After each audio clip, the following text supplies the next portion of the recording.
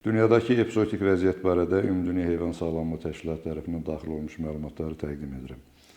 Son həftə ərzində Ümumdünya Heyvan Sağlamlığı Təşkilatı bulutanq, xırdabuynuzlu heyvanlarda çiçək və yüksək patogen quş qripi barədə məlumatlar yayımlamışdır. Bunlardan bulutanq xəstəliyi iki ölkədə, Xorvatiya Respublikasında bir regionda və Macaristanda bir regionda baş vermiş. Xırdabuynuzlu heyvanların çiçək xəstəliyi Liviya dövlətində baş vermiş bir regionda və yüksək patogen quş qripi Amerika Birləşmiş Ştatlarında bir regionda baş vermişdir. Qeyd edək ki, daha çox yayılmış beşliyə yüksək patogen quş qripi birinci yerdə durur, 62 ölkədə mövcuddur. Bulutan xəstəliyinin sayı bir ölkə və həftə ərzində də əlavə olunmaqla 29-a çatmış. Dabaq xəstəliyi 18 ölkədə mövcuddur. Xırdabuynuzlu heyvanların çiçək xəstəliyi 11 ölkədə mövcuddur. Newcastle və nodülər dermatit xəstəlikləri isə hər biri 10 ölkədə mövcuddur.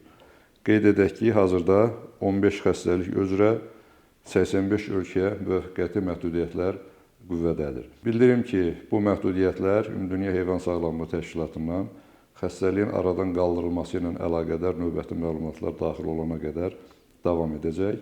Yüksək riskli məhsulların ölkəyə idxalı ilə məşğul olan sahibkarlara tövsiyəmiz bundan ibarətdir ki, hər hansı ölkədə məhsulu idxal etməmişdən öncə Ümumdünya Heyvan Sağlamlığı Təşkilatının, habelə Qida Təhlükəsizliyi Agentliyinin internet resurslarından, eyni zamanda agentliyin regional bölmələrindən və mərkəzi aparatından məlumatlar əldə edə bilərlər.